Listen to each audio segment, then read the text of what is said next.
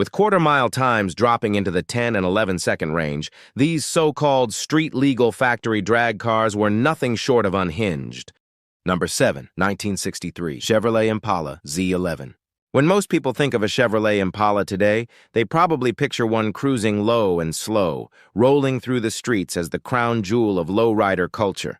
And while that image is true, it only tells part of the story. Because back in the early 60s, the Impala wasn't just a boulevard cruiser, it was one of the most powerful production cars in America. Take 1962, for example. That year, Chevy offered the Impala with the now famous 409 cubic inch V8, cranking out 409 horsepower. The engine was so iconic that the Beach Boys even wrote a song about it, but maybe they should have held off, because the very next year Chevrolet dropped an even wilder version, the Impala Z11. This special edition monster came fitted with a dual-quad 427 cubic inch V8, officially rated at 430 horsepower. Only about 50 of these Z11 were built, and they weren't intended for cruising.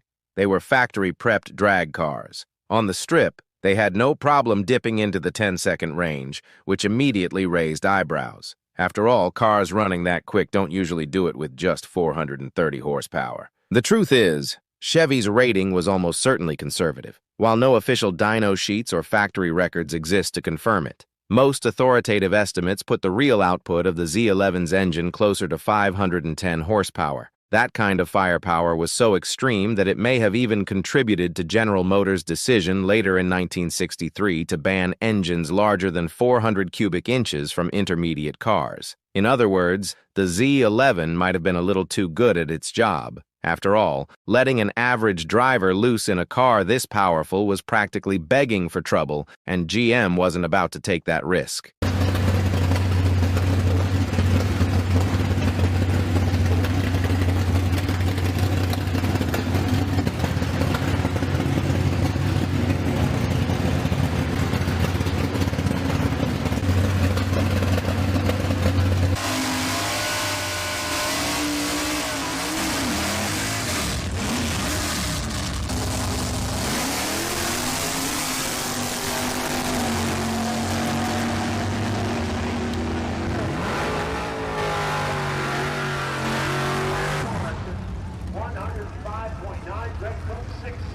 1963, Pontiac Catalina Super Duty.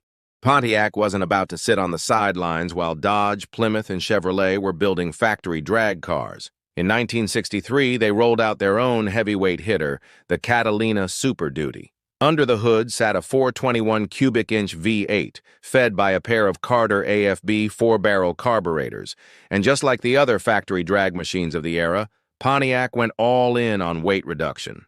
Aluminum and fiberglass panels replaced steel, interiors were stripped bare, and anything that didn't help get the car down the quarter mile was tossed out. But Pontiac didn't stop there. To squeeze every possible advantage out of the car, engineers even drilled holes through sections of the frame itself, shaving off precious pounds.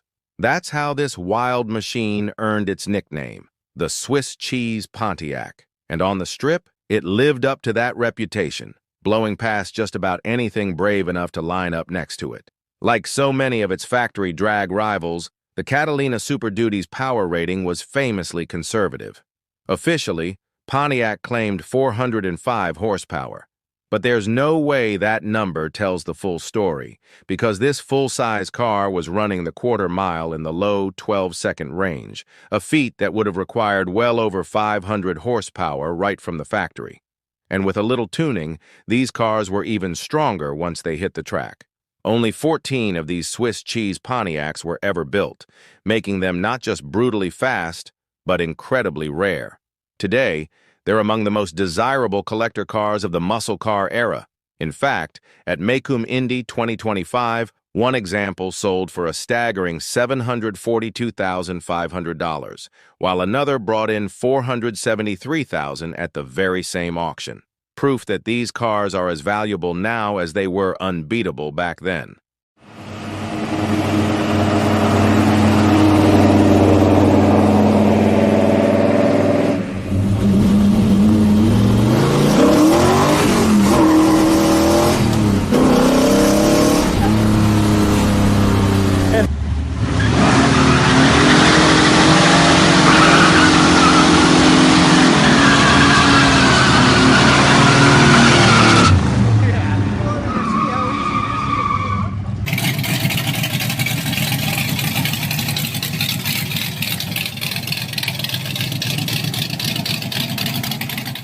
1964 Ford Fairlane Thunderbolt.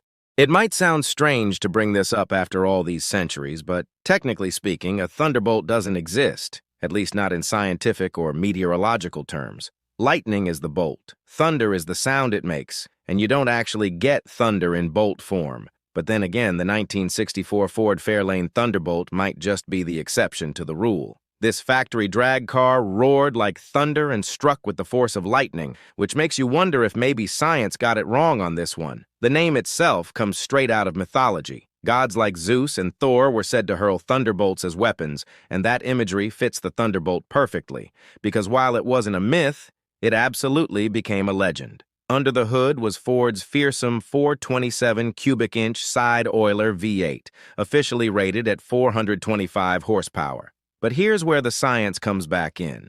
Even with all the weight-saving tricks, fiberglass body panels, stripped interiors, aluminum parts, 425 horsepower isn't enough to push a car into the mid-11-second quarter-mile range.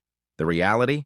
The Thunderbolt was almost certainly making closer to 540 horsepower right from the factory. That figure may not have been officially documented, but the time slips don't lie. This was a car that simply defied its own numbers. Ford built just 100 of these Thunderbolts, and while most were destined for the drag strip, a handful were actually registered for street use. That meant a lucky few drivers got to unleash this godlike machine in stoplight challenges, delivering all the fury of Valhalla to anyone foolish enough to line up next to them.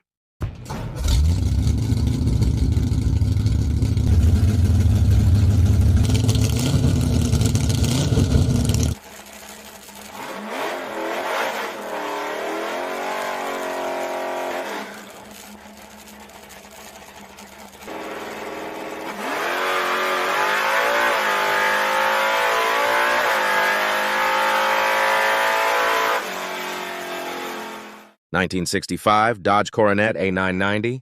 The 1965 Dodge Coronet A990 is often remembered as that odd-looking machine with its wheels shoved out of place, a car that seemed to annihilate anything it lined up against.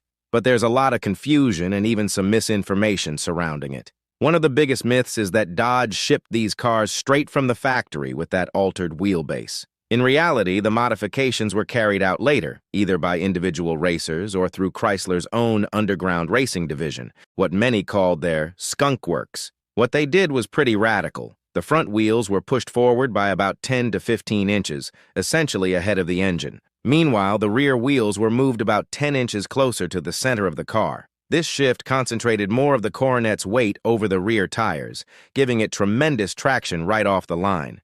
A huge advantage in drag racing, where grip can make or break a run.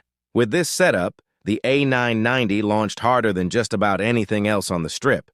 Add in Dodge's monstrous 426 cubic inch Hemi V8 under the hood, and the car didn't just take off.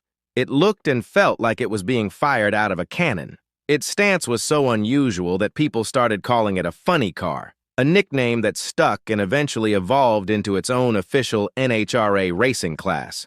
On the drag strip, the A990 was every bit as dominant as Mopar's Hemi cars were in NASCAR, and that dominance quickly rubbed rivals the wrong way. Ford, in particular, couldn't stand it. They had already managed to get the 426 Hemi outlawed in NASCAR, essentially kneecapping Dodge's oval track program. But when it came to drag racing, the NHRA wasn't buying Ford's complaints. Instead, Ford took matters into their own hands by banning their own drivers from even competing against Dodge's A990s. Dodge had originally intended to build around 210 of these cars, but most reliable sources agree that the actual number was closer to 101. That limited production only adds to the A990's mystique today, cementing its place as one of the most important